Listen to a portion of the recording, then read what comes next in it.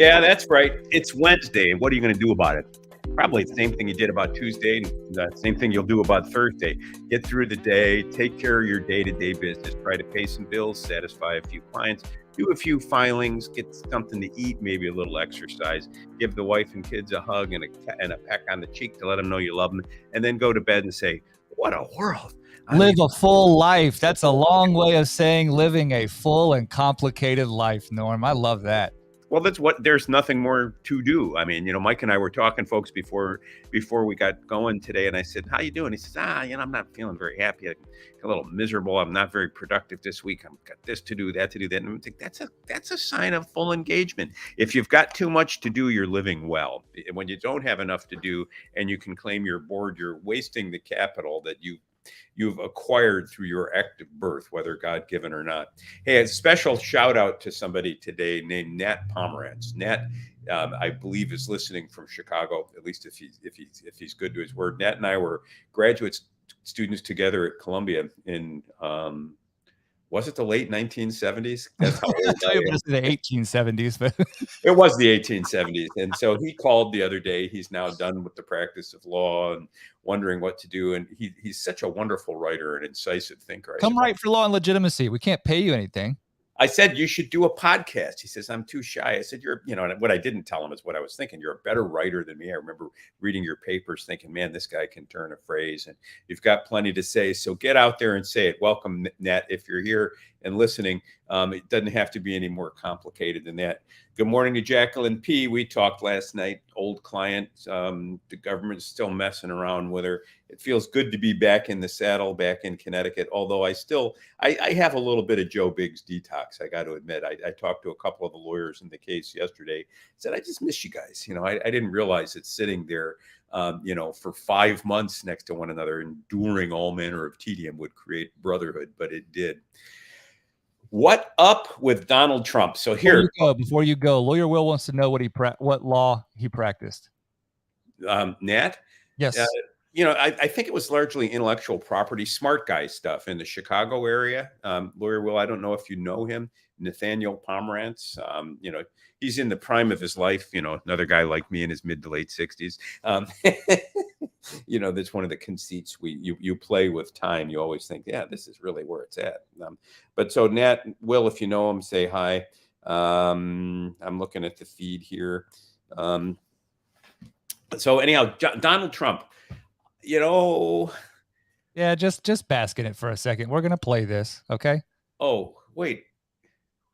I don't think that even a first-year law student would not have too much trouble cross-examining this, right? Because the threshold question must be, how do you know that she was sexually assaulted, right? And she doesn't, and that's the problem. I once had one of these experts on stand in a child sex case in Danbury, Connecticut.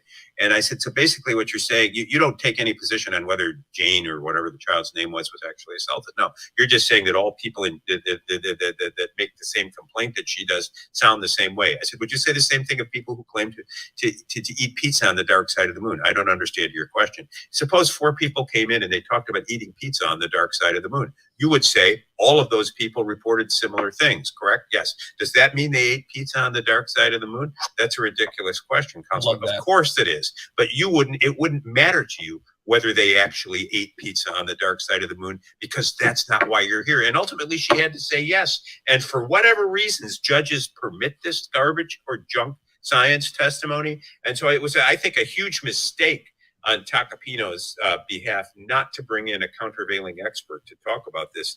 I think the likelihood is that Trump will be found liable for the Carroll rape. And I think it's because of the junk science that was permitted, because of his comments on Access Hollywood, that he could grab women by the crotch, and they just love it, which is apparently what Carroll said he did. And because of the fact that they had other acts testimony, other women who claimed that Trump had sexually assaulted them. And finally, because it's Donald Trump in Manhattan. I mean, that's like me at a Burger King. You really think I'm not going to order a cheeseburger? So I mean, I think that stay tuned on that trial. I think he's I think I'm just curious thinking about the decision not to offer up a counter expert. I don't have the trial transcript, so the claim is that he became ill. And there's just something that smells like BS. I don't believe that. Yeah, it smells like BS to me. And if that's the case, Norm, I mean, are there not mechanisms within this court's discretion to reschedule based on that illness, right? If a party perceives that to be a critical witness and then there is an illness, right? Is there not some way to actually delay or forestall, that day? Yeah, well, there could be, but it depends how ill the guy is and what actually happened and when. And so who knows? We'll find out. Carter will say punishment levied. Well, this will be a financial punishment. It's a civil case. She'll ask for money damages. I guess low when it came to the Dominion settlement, but I'm going to say she gets a $5 million verdict. That's my Like Dominion Good money. Lord. Good Lord. Boom. Oh, Well, man. that was Well- then. I have to admit. No. You don't have to admit anything. Yesterday morning, I was. You don't have thinking, to admit "Oh, anything. man, Because I we thought went to maybe-" Vegas and we put it all on black. And, Yeah. and we got our return. Well, $5 million it was. It wouldn't have surprised me if it were more. I'll give Joe Tacopino credit for keeping it as low as it was. I thought it could easily have gone higher. The question now is, does Trump appeal? And I guess because it's Donald Trump, he does. But he'll blow a lot more money on the appeal. I predict that he will bring in a woman named Jennifer Bongine out of New York to handle his appeal. She handled an appeal for Harvey Weinstein. She wrote one for Keith Raniere of Nexium. And she was also involved in some of she also won the Bill Cosby appeal and got Bill Cosby released. Her stock is high right now in sexual misconduct appeals. Even though those were criminal cases, though a lot of the law is similar. If I'm Donald Trump's lawyer, though, I probably say to him, what's $5 million to you? And do you really want to keep this case alive? And do you really want to keep spending money on lawyers? Because he's probably going to blow another $1 million in legal fees fighting this, and he's going to have all the publicity and the aggravation and the headache. At some point, just cut your check and move and your losses and move on, or so I would say. But I'm not Donald Trump. No, and I think that at this point, if you're Donald Trump, you are embattled with what we would refer to as judicial persecution. At this point, this is none different than when he was in office and had to survive hoax after hoax, impeachment attempt after impeachment attempt. And at this point, I think that if you're strategizing for Donald Trump, you are assuming that the election battleground has to be fought through the courts. So this is part of your campaign. We saw deposition testimony come forth from the E. Jean Carroll stuff where he actually, when being deposed by E. Jean Carroll's attorney, made the remark that, quite frankly, you're not good enough for me either, right? It's not, no offense. So these sound bites that we get from Trump may actually justify the amount of money he's having to spend, either in liability at the end of the trial or in legal fees, Norm. So I would say that there's another thing with this. I know that that's sort of like a hooky dookie, just sort of theory. Hooky dookie. Yeah. Look at the verdict, right? So he's not liable for rape. That, no question there. And that was the central theme of this entire thing. It was the Donald Trump rape trial, right? He's not liable for rape. But he's liable for defamation, Norm, for saying that, for being right. It's a little more complicated than that. I don't know New York law, so I may be wrong here. But in many jurisdictions, rape is penetration by whatever means for sexual gratification. Battery is contact. And so you can have, and so I believe Donald Trump was found liable for sexual battery, but not for rape. And so that what we have here is sexually abusing Carroll in the Bergdorf Goodman fitting room. And then there's defaming Carroll with an October 12th, 2022 Truth Social post calling her claims a hoax. Well, so, that's surprising to me that on appeal, can he say I didn't rape her there? And that's what, and therefore, when I called it a hoax, that was what I was calling a hoax. And then the response would be, well, but you did fondle her or you did maul her. And that's one of her claims, and therefore you defamed her. I don't know. Let the appellate lawyers sort it out. I wanted to address a comment that severe conservative at Jackie P. I want to address a question that severe conservative raised. Do you agree propensity evidence was decisive? Yes. Let me explain what that means. We say in the law that you try the crime, not the man. That due process requires on both a civil and a criminal context, that the allegations of the complaint, the material allegations of the complaint, must be proven by the applicable standard, whether in a civil case, propensity evidence, in a criminal case, beyond a reasonable doubt. We don't put on character evidence. We don't say a bad man must have acted in a bad way. Thus, a bank robber's child pornography convictions don't see the light of day. That's what's called propensity evidence. A person with a criminal propensity would be more inclined to commit an act. That violates due process. There are exceptions to the propensity evidence or character evidence bar, and those are such things as knowledge, intent, plan, preparation, opportunity, motive, identity, absence of mistakes, signature crimes, this sort of thing. So in these things that law students get completely hazed over for months and months on end, that Norm can that matter a great deal in trial. And then, it takes a decade or so to really get a feel for these in court.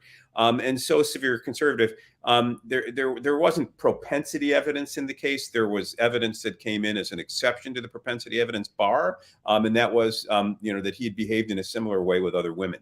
And I think that probably did turn the case. And this is a highly contentious area in sexual assault cases. I spoke to a loved one yesterday who asked my reaction to the Trump thing. And I was disturbed by it. And I was disturbed by it because it was brought, the trial. It was brought under cloak of a statute that for 1 year suspended the statute of limitations so that adults could come in with old and ancient claims and get some gimme time, get some gimme money before the window of justice was closed to them forever. And, it seems to me that changing the rules of the game midstream like that is unfair to the defendants. I don't bleed for Donald Trump. I'm not a Trump lackey, but I think that special rules for special classes of cases always create problems. But here's what I wanted to say about Trump. Forget the verdict for a moment. Let's talk about the election dynamics. Do you remember the 2020 electoral race when Joe Biden didn't have to leave his basement and they ran an anyone but Trump campaign, and not leaving the basement was justified in part by COVID and Biden's age?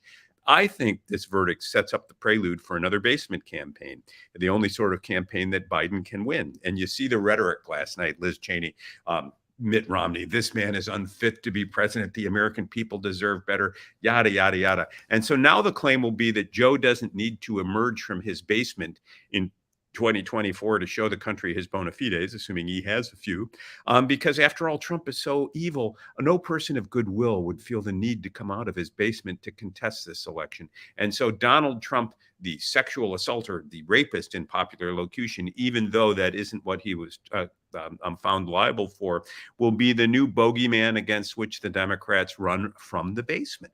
And the question I have, and I don't know the answer to this, Mike, I'd be curious to see everyone's response out there, is this liability verdict going to matter to Trump supporters? And if it doesn't, and he runs, and I remind folks of the poll that was, I can't recall, Stephanopoulos, I think, commented on it over the weekend, where last weekend Trump was beating Biden in the polls by 12 to 14 percentage points. So are people pissed off enough about what's going on in the country, angry enough that they're prepared to overlook this and vote for Trump because he is an alternative to the status quo? And, I think the answer is maybe.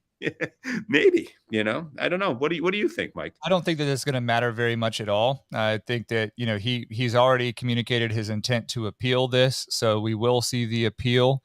And I believe that his decision in league, and I give Joe Tacopino the credit that you started by saying, I think before we started the stream, that Joe Tacopino's strategy here was to limit Trump's exposure to this as much as possible, because anything that Trump says would give more credibility or more, it would augment the visibility of this. And I think that this is a relatively invisible matter by comparison to everything else. And even if this is something that is visible to a Trump voter or a non-Trump voter, it's dubious.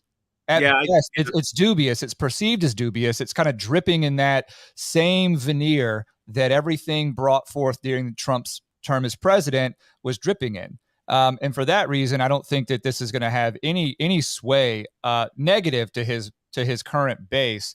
I actually think that this may have a reverse effect for those that are really sick of the Biden basement campaign. We are seeing the polling. We covered the polling yesterday, Norm. This doesn't fix that polling. This doesn't fix a meat sack that's being pushed up with a 3x5 card and calling on reporters in order with pre-prepared questions, right? Did This you doesn't call fix- our president a meat sack? I mean, what? Yes, yeah. Oh, no, I no, mean, no, no, that's right. That's just a new term. I'm going to try to work it into my vocabulary today. I'm going into court on a new dookie murder dookie case meat today, sack, you know? and the claim is self-defense, and I may say of the victim to the prosecutor, "Are you, my guy's guilty of a crime in your view for eliminating a meat sack?" I'll let you know how far that go. You know how well that plays. You know, It's a hooky dookie meat sack, for just to be very specific here. well, I think we do have to be specific. You know, Yeah. Well, anyway, no, I don't think this is going to have a big effect, but we'll see. I mean, he's got bigger problems. We've talked about the likelihood of him being indicted pursuant to the January 6th stuff. We still got the Georgia stuff, and we still got the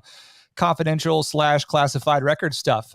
This has become a bit of a distraction. So I hope people kind of revert their attention back to those more what I would consider fault lines in the 2024 election.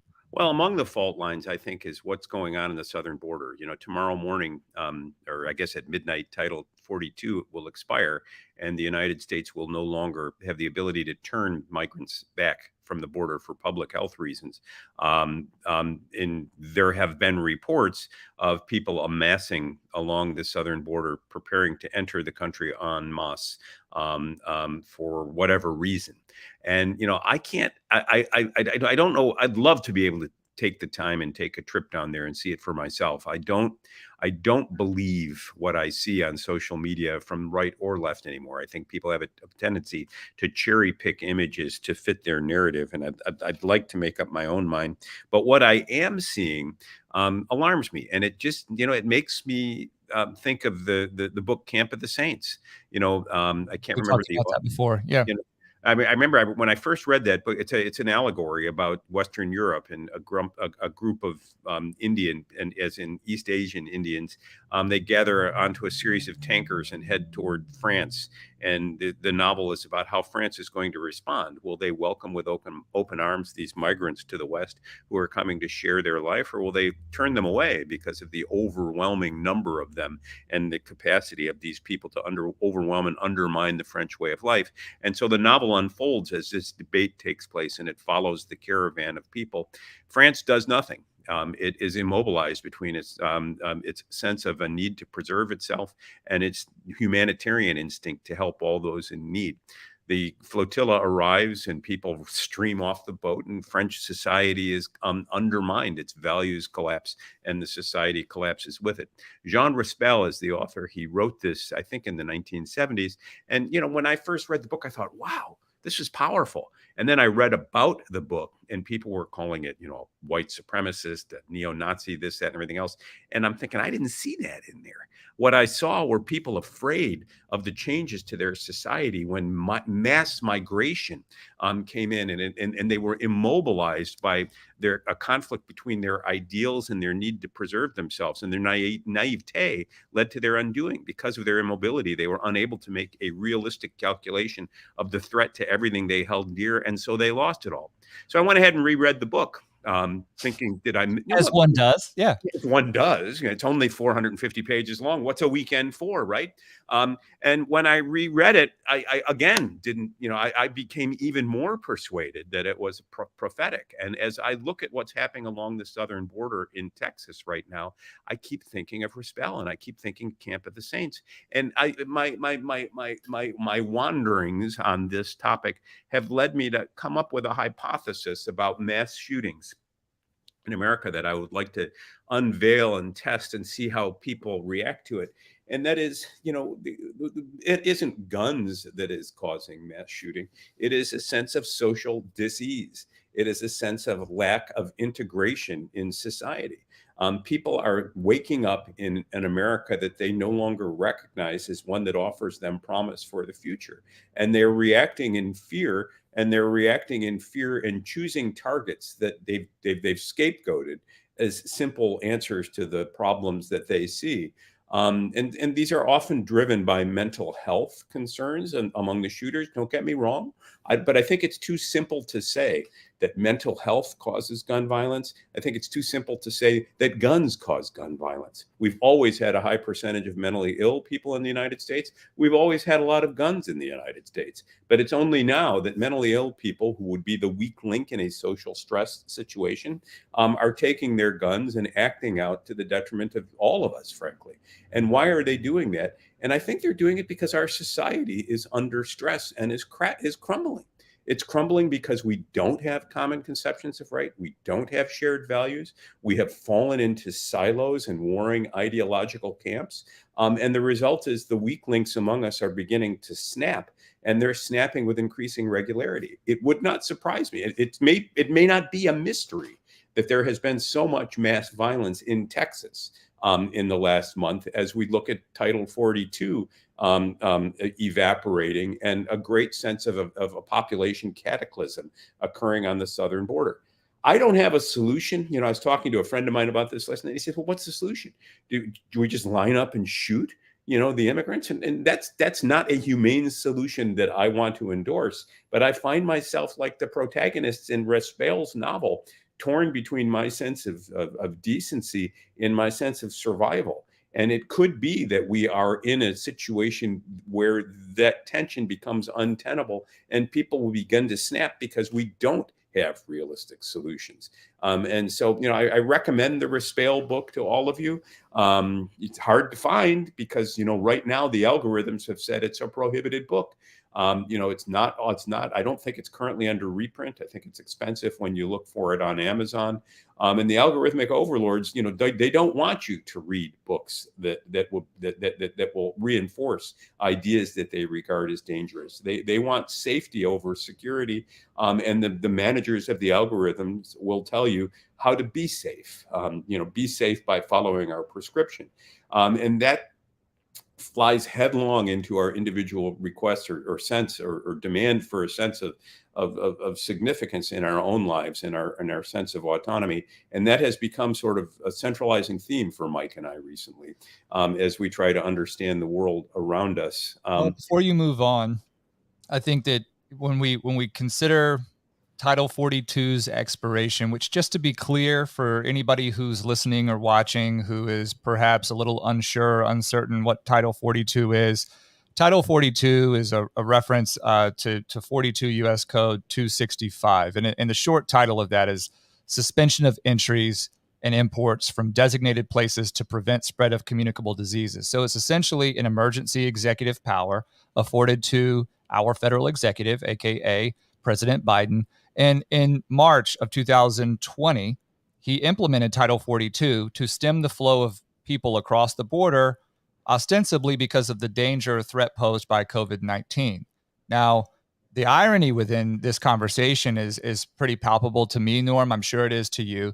Title 8 is the full-throated immigration border security policy under the same Code of Federal Regulations that houses all of the mechanisms by which, Customs and Border Patrol and ICE and these other agencies can enforce existing federal policies and statutes that are on the books. So the irony of this is that it seems as though Title 8 is insufficient, not because of the mechanisms, but because of a complete lack of will to enforce what is on the books. And that is a cultural problem. That is a political problem, right? So with the evaporation of Title 42, which was always going to expire, this isn't something that was put into place that was just working. It was overly effective, was somehow related to, Biden's, I guess, strong stance on immigration. That's not at all what this was. So the irony of this is that he is opening the borders by virtue of allowing the emergency order to expire, right? Because COVID is now no longer a national emergency, and we are relinquishing these executive powers that were seized by governors all over the place. We're now left with the reality, the truth of the enforcement under Title 8 as it was before March of 2020. So when we look at these things like mass shootings, I think of January 6th, Norm, and the growing discontent, sort of the populist discontent. What are we to do as a society if we examine January 6th and we feel as individuals that, these seditious conspiracy convictions are erroneous, right? That we don't feel that there is any merit to those convictions. And it's, like you said, a rung down from treason to be convicted of seditious conspiracy. How are like-minded people, reasonable people who see what you're talking about and illustrating through Camp of the Saints, how are they supposed to communicate and communicate? Well, they're not supposed to at this point. The Justice Department is weaponized. That's what I guess that's what my hypothesis would be, Norm, is that there is some sort of either de facto or intentional. I can't ascribe intent because I don't know these things, but just from my level of perception, there is some sort of de facto demoralization, a campaign of demoralization that is seizing people of their freedom to move and to act and to do in their own best interest for fear of erroneous prosecution and the loss of their livelihood, their freedom, their sovereignty, their pursuit of happiness and property.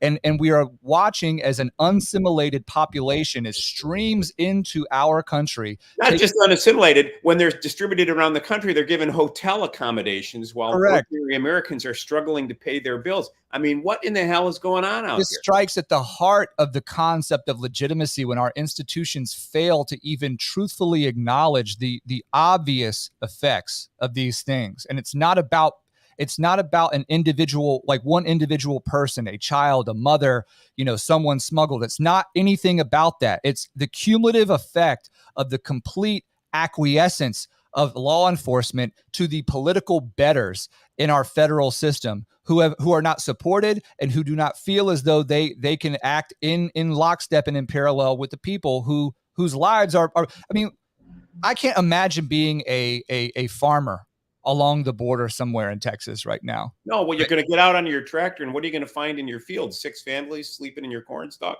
who are demanding that you suddenly provide for them. I mean, I understand the desire for a better life and to flee from one place to another, but becoming the world's destination nation for those in need is going to place strains on our resources that we just can't meet. And this, to return to the presidential election, is, I think, Trump's appeal. I mean, candidly, because he will at least call these issues out and speak candidly about them. Whereas Biden, he takes a wink at Title VIII, opens the border and says, come on down. And I think most Americans, most ordinary Americans who are struggling to meet their commitments to their families and to one another, are going to resonate with Trump, who talks in an angry tone about a system that's failing because it is failing. And Joe Biden hiding in the basement saying, let's be good. He's not being realistic. Sometimes you can't be good without doing good. Without making necessary compromises and conducting cost-benefit analyses. It's and just Trump a failure of leadership. Trump is more of a realist than Joe Biden. So I shudder to think of what the 2024 election is going to look like. I mean, it looks like it's going to be a tired repeat of 2020. Hey, let me shift topics real quick. Remember the gunpowder plot? Of course you don't. We read American history here. We don't read English history. But in 1604, 1605, a group of Catholics convened, and their desire was to blow up Parliament. Guy Fawkes and company, and they stored gunpowder beneath Westminster. And when the King James I, came to talk, they were going to blow this thing to smithereens. 1604. Well, I don't remember if it was 1604, 1605. It's the early 17th century. And they were detected because one plotter wrote to a friend of his, don't come to Parliament this day. There's going to be bad things going. The King's men investigated. 8 men were hanged for their participation in this treasonous plot. This terroristic plot. And thereafter, you would think that peace descended on the kingdom, but it didn't. England teetered into a century of civil war. Charles I, who was James I's successor, was removed from office and beheaded. Oliver Cromwell stepped in with a protectorate. The monarchy was restored.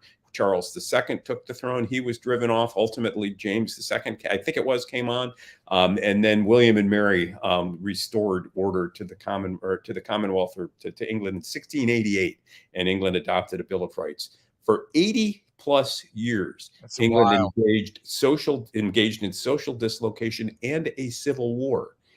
The gunpowder plot didn't start it all, but the gunpowder plot, I began to wonder last night as I'm reading this fascinating new book on the English Civil Wars.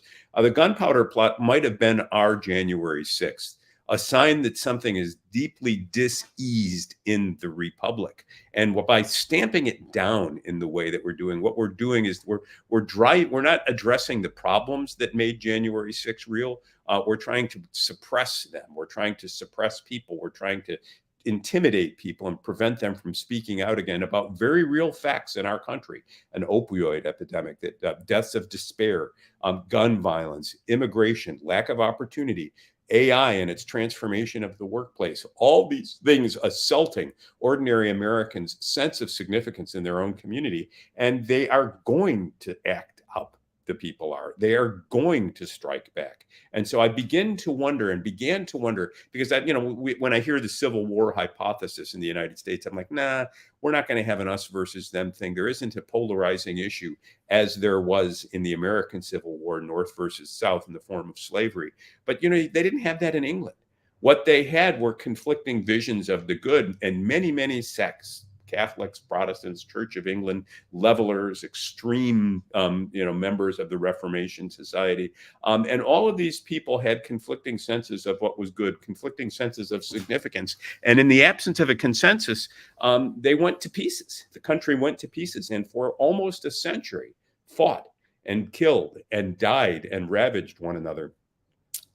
I can't help but wonder whether that's what we're on the cusp of here, especially when I watch this dysfunctional presidential campaign taking shape. Joe in the basement, hiding from the American people, having unrealistic solutions to real problems, aka the border, and Donald Trump, our sexual assaulter in chief, who at least has the ability to call a spade and leads Biden in the polls. I look at the country and I think, what the world is going on around here? Crazy. And it could be the great dissolution, the great unraveling is accelerating. And that's my hypothesis. It brings me to wonder, and I know we didn't even get to Tucker and Twitter. I'm sure we could talk more about that tomorrow, but it leads me to wonder this, Norm, is there something positive? Is there an asset that America wields that England in that era did not? You talk about some sort of consensus among people. I'm cautious to say that perhaps we at least have a consensus among those in the center and to the left and to the political right. But I'm cautious because I've noticed more lately that those on the political right who are active and somewhat aggressive in trying to instantiate and realize these values, they don't even necessarily know how to identify those with whom they agree in the overwhelming majority. And that is something, that blindness is going to lead to even further disintegration if there's not a way to pull back. Well, parties used to harness the collective will of people and refine the issues and present candidates. I think social media has helped dissolve those, and the silos into which we gravitate have alienated us from one another. We need to find a way to bridge these gaps. Whether it can be done via social media remains to be seen. But there needs to be a solution, because we all depend on the communities in which we live for the lives we bitch and moan about. And if you think you've got a lot to complain about now, find out what happens when the supply chains collapse, when roads aren't maintained, when law and order in your community disintegrates because there's a mob of people who don't share your values demanding your home. Think about how much worse the world could become if we don't work together to build a better world. So we've got to find the means. The hope, that's one of the things Mike and I try to do on Law and Legitimacy, is to create a community of people who at least discern the same problems so that we can attempt to come up with solutions. If we don't, we don't. But if you don't try, the answer is failure. If you try, maybe you succeed. And I think it's worth the effort. That's true. I think that, the last thought here is that over the last several years, I've done more and more reading of my own. And I think that what is clear to me, Norm, and what I believe you would agree with, is that as bad as things may seem right now, we truly lack a historical perspective as to how bad we can make it for ourselves if we do not realize that exact proposition. Suffering that is beyond imagination, we are capable of creating hell on earth for ourselves. Well, and we're doing a pretty good job of it now, which is why we need everybody to go out and read Augustine's Confessions. Because when the pot says to the potter, why makest me thus, and demands that the world be recreated in their own image, that is the very notion of hell on earth. There is a greater world out there. There is grace. There is the presence of something real but unseen in the world, and we all depend on it for our very lives. It's time to start looking for it again. Read Sarah Rudin's translation of Augustine's Confessions. I probably recommend that book at least once a day to somebody in the world, because on the first page, the theme is there. I will find no rest until I find my rest in thee. We do need to look beyond ourselves for the answers to what ails us. But anyhow, we also need to keep an eye on the clock. I guess we've talked our way through another 35 minutes of your life. Those of you who want more, maybe you'll get it, but you won't get it today. So thank you for those who are watching live via Rumble. Thank you to those who are watching live via YouTube. And thank you to those who are watching live via Twitter. Another hat tip to Ron Coleman for retweeting the Twitter live. We're really enjoying the increase in traffic that we're getting. If you will, please put a thumbs up on this video wherever you're finding us. If you're on Twitter, like it, retweet it, subscribe. If you can, at least follow Pattis Podcast on Twitter. If you're on Rumble, obviously give us that thumbs up. Consider becoming a member and subscriber on Locals. That is where we are trying to build our small LAL community of LALians. And you can find every day's audio version of this stream via podcast on Apple Podcasts, Spotify, Google Play, Overcast, etc. Norm, you raised your hand. I want to know how it is that Pete Atkinson's returns from Rome speak in German. Did you notice his note this morning? Guten Morgen. Guten Tag. But I don't. Maybe he's in Germany still. I don't know. Maybe he was in Rome and then he, fled. Who knows? Anyway, right. Hey Pete, tomorrow let's talk about Elon and Tucker and what they're up to. I don't understand Twitter well enough to understand its capabilities, but I am anxious excited. To see what Tucker has excited. I'm amped. All right, get amped. See you soon. All right.